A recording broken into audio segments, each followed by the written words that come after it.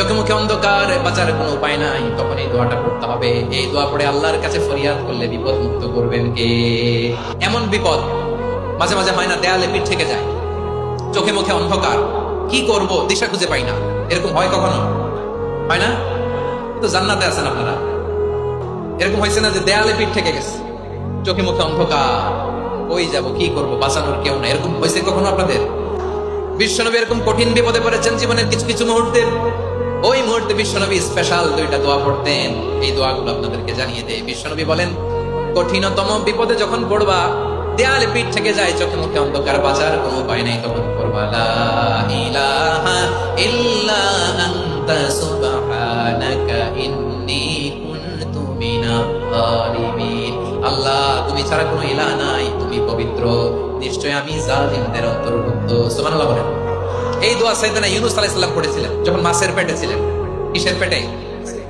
এবং অনেক মুফাসসিরিন ইকরাম বলেছেন, অনেক আহলুল ইলমরা বলেছেন, এটা হচ্ছে ইসমে আজম। ইসমে আজম এমন দোয়া যেটা দিয়ে দোয়া করলে আল্লাহ দোয়া কবুল করে, কিন্তু এটা কোনটা, এটা নিয়ে ইখতিলাফ আছে। কোন কোন আহলুল ইলম বলেন লা ইলাহা ইল্লা আনতা সুবহানাকা ইন্নী কুনতু মিনাজ জালিমিন, এটা হচ্ছে ইসমে আজম, সাইয়েদনা ইউনূস আলাইহিস সালাম পড়েছেন। আপনারা পড়েননি?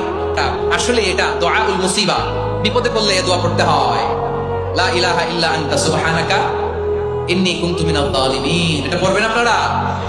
এই দোয়া পড়ে সাইয়েদনা ইউনূস আলাইহিস সালাম মাছের পেট থেকে রক্ষা পেয়েছিলেন। রক্ষা করেছিল কে?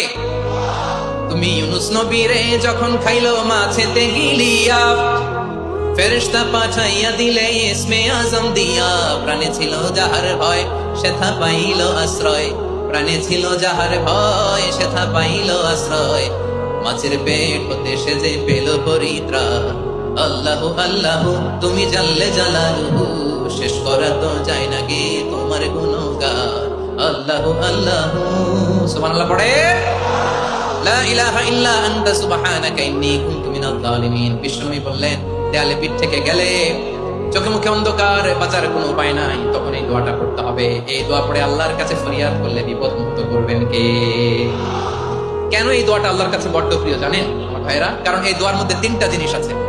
আমি যেরকম আঙ্গুল উঁচু করেছি এরকম করেন তো। তিনটা। কয়টা? তিনটা। এক নম্বরে হচ্ছে তাওহীদ, দুই নম্বরে তাসবিহ, তিন নম্বরে তাকরীর। আই রিপিট, আবারও বলছি, এক নম্বরে তাওহীদ, দুই নম্বরে তাসবিহ, তিন নম্বরে তাকরীর। এই দোয়াটা আল্লাহর কাছে এত পছন্দনীয় কারণ এই দোয়ার প্রথম অংশে আছে তাওহীদ, আল্লাহর একত্ববাদের ঘোষণা, লা ইলাহা ইল্লা আনতা, ও আল্লাহ আপনি ছাড়া কোনো ইলাহ নাই, উপাস্য নাই। এই কথা বললে আল্লাহ বড় খুশি হয়ে যায়। সুবহানাল্লাহ পড়েন। এই দোয়ার দ্বিতীয় অংশে আছে তাসবিহ, মানে আল্লাহর প্রশংসা, প্রশংসা সূচক বাণী, সুবহানাক সুবহানাক সুবহানাক, ও আল্লাহ আমি আপনার পবিত্রতা ঘোষণা করছি, সুবহানাক। এই কথা শুনলে আল্লাহ খুশি হয়ে যায়। সুবহানাল্লাহ পড়েন। এই দোয়ার তৃতীয় অংশে আছে তাকরীর, তাকরীর মানে পাপের স্বীকৃতি। তাকরীর মানে কি? তাকরীর মানে পাপের স্বীকৃতি। এই দোয়ার তৃতীয় অংশে আছে ইন্নী কুনতু মিনাজ জালিমিন, ও আল্লাহ আমি জালিমদের অন্তর্ভুক্ত। আল্লাহ আল্লাহ আমি জালিম, আল্লাহ আমি ভুল করেছি, অন্যায় করেছি, আল্লাহ আমি জালিমদের অন্তর্ভুক্ত। এই পাপের স্বীকৃতি, অ্যাকনলেজমেন্ট আল্লাহ বড় পছন্দ করে। যখন আল্লাহর কাছে আপনি ছোট হবেন, ছোট হতে হতে যত ছোট হবেন, ওই দৃশ্যটা দেখতে আল্লাহ বড় পছন্দ করে। সুবহানাল্লাহ বলেন। তিন নম্বর অংশ ইন্নী কুনতু মিনাজ জালিমিন, আল্লাহ আমি জালিমদের অন্তর্ভুক্ত। সাইয়েদনা আদম আলাইহিস সালাম ভুল করে যখন নিষিদ্ধ গাছের ফুল খেয়ে ফেললেন, ফল খেয়ে ফেললেন, আল্লাহ বললেন, আদম ক্ষমা পেতে চাইলে তুমি আর হাওয়া মিলে স্বীকৃতি দাও, পাপের স্বীকৃতি আর পড়ো, রব্বানা যালামনা আনফুসানা ওয়া ইল্লাম তাগফির লানা ওয়া তারহামনা লানাকুনান্না মিনাল খাসিরিন। ও আল্লাহ আমি আদম আর হাওয়া যালামনা আনফুসানা, আমরা আমাদের নফসের উপর বড় জুলুম করেছি। আল্লাহ ওয়া ইল্লাম তাগফির লানা ওয়া তারহামনা, আপনি যদি ক্ষমা না করেন, আপনি যদি দয়া পরবশ না হন, আপনি যদি রহম না করেন, আমরা তো ক্ষতিগ্রস্তদের মধ্যে শামিল হয়ে যাব।